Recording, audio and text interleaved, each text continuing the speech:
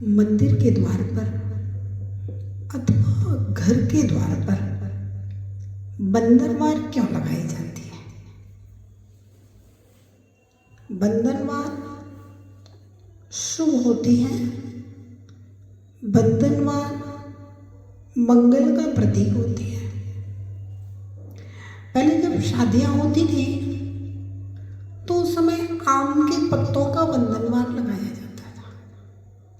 आम के पत्ते जो होते हैं वे शुभ होते हैं, इसलिए आम के पत्ते द्वार पर जैसे ही प्रवेश करें तो उस समय आम को पत्तों को देख करके मन प्रफुल्लित हो जाए, प्रसन्न हो जाए, ऐसे आम के पत्ते के बंधनवार बनाए जाते थे।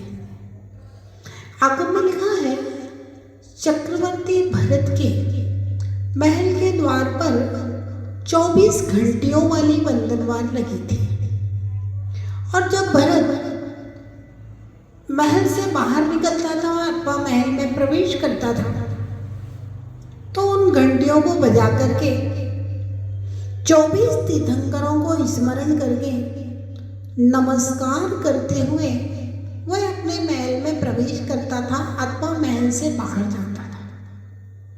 तो ये बंधनवार शुभ अथवा मांगलिक कई है। कैसी हुई ये बंधनवार? 3 घंटियां रत्नत्रय की प्रतीक, देवशास्त्र गुरु की प्रतीक, अथवा 5 घंटियां पंचपरमेष्ठी की प्रतीक, अथवा 9 घंटियां नव देवताओं की प्रतीक, अथवा 24 घंटियां 24 तीर्थंकरों की प्रतीक। घंटे लगा करके अथवा स्वास्तिक, कलश आदि मांगलिक चिन्ह लगा करके अथवा अष्ट मंगल द्रव्यों को लगा करके ये बंधनवार बनाई जाती है कि जिससे हम आते और जाते समय मेरी दृष्टि पड़े तो मेरा मन प्रशस्त और प्रसन्नता को प्राप्त हो। आजकल वास्तु के दोषों को दूर करने के लिए बहुत सारे उपाय वास्तु शास्त्री बताते हैं अपनी दुकान चलाने के लिए। तो याद लो, घर के द्वार पर अगर आपने घंटियां लगा करके अथवा स्वास्तिक बना करके अथवा कोई मांगलिक चिन्ह जो अपने धर्म से संबंधित हो लगाया हुआ है, अथवा घर के द्वार पर जय जिनेन्द्र लगाया हुआ है, अथवा घर के द्वार पर शुभ लाभ भी लिखा जाता है, अथवा घर के द्वार पर अगर आपको घर में किसी प्रकार की परेशानी है, कुछ भी है, ओम अथवा नमोकार महामंत्र का एक सिंदरी यदि आपने लगा दी है तो आपके घर प्रवेश के वास्तु दोष अपने आप दूर हो जाया करते हैं। तो बंधनवार जहाँ प्रवेश करते समय और निकलते समय पंच परमेष्ठियों को, 24 तीर्थंकरों को, नव देवताओं को अथवा देव शास्त्र गुरु को बार बार वंदना की जाए, उसको कहते हैं वंदनवार। जिनालय के द्वार पर वंदनवार अवश्य लगाएं, घर के द्वार पर भी वंदनवार अवश्य लगाएं, शुभ के लिए, मंगल के लिए। अब जैसे ही मंदिर में प्रवेश करते हैं सबसे पहले हमें मिलता है वो है घंटा। घंटे को हम बजाते हैं, ओम जय जय जय बोलते हुए कम से कम 3 बार घंटे को बजाना चाहिए। अब ऐसा कोई एकांत नहीं है कि 3 बार, किसी ने मान लीजिए 5 बार बजा दिया, किसी ने 7 बार बजा दिया तो कोई अपराध हो गया। कोई अपराध नहीं हुआ है, क्योंकि आजकल किसी भी विषय का व्याख्यान करने वाले लोग बहुत बार एकांत में चले जाते हैं। और आपको पता है हमारा जैन धर्म अनेकांत और साधवाद को स्वीकार करता है। किसी भी क्रिया को 3 बार कम से कम क्यों किया जाता है? परिक्रमा लगाओ तो कम से कम 3 बार लगाओ, नमोस्तु करो तो कम से कम 3 बार करो, घंटा बजाओ तो कम से कम 3 बार बजाओ। 3 का क्या महत्व है? संस्कृत की दृष्टि से, क्योंकि संस्कृत हमारी मूल भाषा है, हमारी संस्कृति की भाषा है, सुसंस्कृत भाषा है संस्कृत। संस्कृत में एक वचन, द्विवचन और बहुवचन।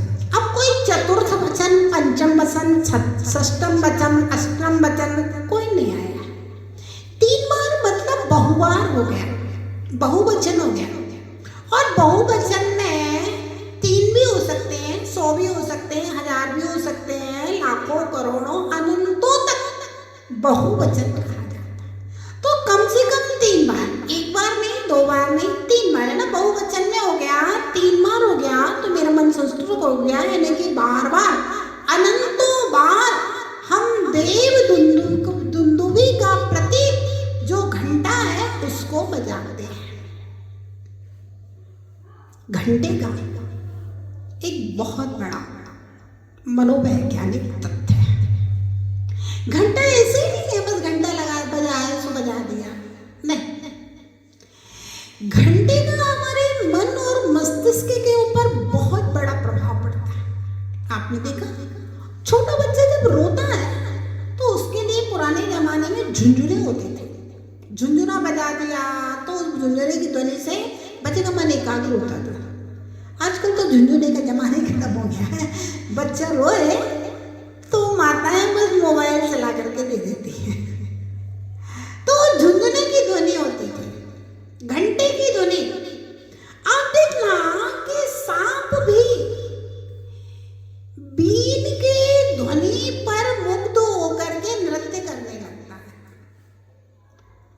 तो इस संसारी की प्राणी की दशा सांप से कम नहीं है। सांप के अंदर जैसे जहर भरा रहता है ना काला, ऐसे कसायों का, इंद्रियों की, विषयों का, वासनाओं का, पापों का जहर भरा हुआ है। अब कैसे नृत्य हो, कैसे मन एकाग्र हो? संगीत चाहिए। भक्ति में संगीत का बहुत बड़ा महत्व है। भक्ति में बैंड बाजों का भी बहुत बड़ा महत्व है, घंटे का भी बहुत बड़ा महत्व है। जब हम घंटे के नीचे खड़े होकर के ओम जय जय जय, घंटे की जो ध्वनि तरंगे हैं हमारे मन मस्तिष्क के ऊपर गिरती हैं और गर्भस्थी के सारे विकल्पों को छोड़ करके हमारा मन जिनेंद्र भगवान की ओर एकाग्र होता है कि अब बस हम जिनालय के अंदर प्रवेश कर रहे हैं। अब सिर्फ मैं और मेरे भगवान, तीसरा व्यक्ति बीच में नहीं आना चाहिए। और ज्यादा है आप नए नए हैं तो भाई जिनवाणी के शब्द, जिनमें वाच्यवाचक संबंध होता है, जिन शब्दों को हम पढ़ रहे हैं, उन भावों को हम अपने अंदर प्रकट करना चाहते हैं, वे भावों को हम भाना चाहते हैं। तो घंटा की ध्वनि से कई प्रकार के रोग, बीमारियां दूर होती हैं। और जब हम घंटा कस कस के बजाते हैं, उसको ध्वनि तरंगे मेरे मस्तिष्क पे गिरती हैं, तो हमारे मानसिक विकार, मानसिक रोग भी दूर होते हैं। क्योंकि आजकल के लोगों की बहुत बड़ी समस्या है मानसिक अशांति। जो मानसिक अशांति, मानसिक तनाव हमें डिप्रेशन में ले जाता है, वह मानसिक तनाव घंटे से, संगीत से, इन सब चीजों से दूर हुआ करता है। और जब मंत्र पूर्वक वह ध्वनि हमारे मस्तिष्क के ऊपर पड़ती है, हमारे रोम रोम को स्पर्श करती है, तो हमारे अंतरंग में एक विशुद्धि का, एक आनंद का, प्रफुल्लता का भाव संचालित होता है। वह आनंद का भाव अंतरंग में एकदम प्रकट हो जाता है, जो हमें भगवान से जोड़ने का बहुत बड़ा निमित्त बनता है। शंख की ध्वनि से कहा है 27 घनफुट को जोर से शंख को बजाएं तो 200 फुट की दूरी के बैक्टीरिया दूर हो जाते हैं। विदेशों में शिकागो में एक डॉक्टर वाइनेन ने 1500 बहरे रोगियों को शंख की ध्वनि से ठीक किया है। अफ्रीका में जहले सर्प को काटने से घंटा को बजा करके इलाज किया जाता है। मास्को में एक अदालत ने 3 वैज्ञानिक समितियों ने 7 दिन के बाद घटित किया कि घंटा की ध्वनि से तपेदिक टीबी जैसे रोगों को ठीक किया जा सकता है। शंख की ध्वनि हो, घंटा की ध्वनि हो, संगीत की ध्वनि हो, ये सब हमारे भगवान के समोसरण में जो देवदुन्दुभी नाम का एक प्रातिहार्य कहा गया है।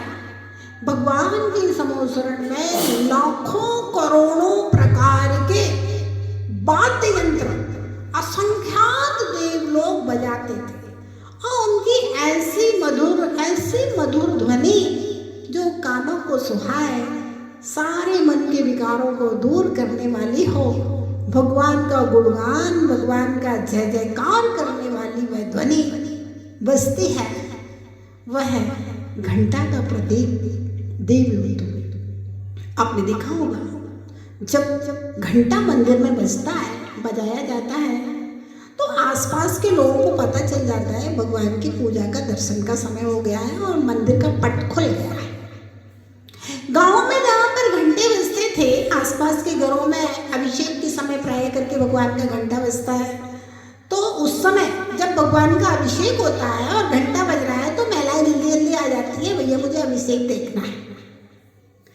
और घंटा जब बजता है तो जैन तो ठीक, अजैन लोग भी जो मंदिर के आसपास रहते हैं, उनके मन में भी कहीं न कहीं जिनेंद्र भगवान के प्रति भक्ति और प्रणाम का भाव आ जाता है।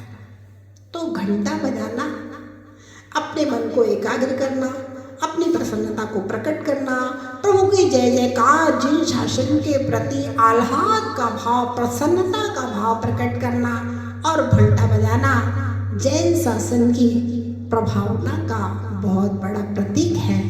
इस प्रकार से ओम जय जय जय बोल करके मंत्र पूर्वक, पुराने समय में जो बड़े बड़े विद्वान पंडित रहते तो घंटे के ऊपर भी बहुत सारे यंत्र वगैरह बनाए जाते थे और घंटे को बाकायदा प्रतिष्ठित करके लगाया जाता था और उस घंटे का बजाने का बहुत बड़ा प्रभाव हुआ करता है।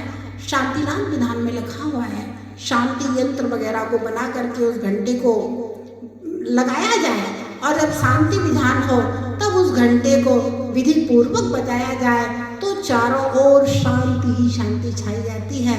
तो घंटा मन शांति के लिए, आत्म शांति के लिए, जिन शासन के जय घोष के रूप में, जिन शासन की प्रभावना के लिए और अपने संपूर्ण शरीर के मानसिक रोगों को दूर करने के लिए घंटा एक बहुत बड़ी उपलब्धि है। ऐसा घंटा जिनेंद्र भगवान की अभिषेक दर्शन के समय बजाया जाता है और इस घंटे के द्वारा हम अनेक प्रकार के रोग बीमारियां दूर करके मन को एकाग्र करके सातिशय पुण्यार्जन कर सकते हैं। जय उदय महावीर भगवान की।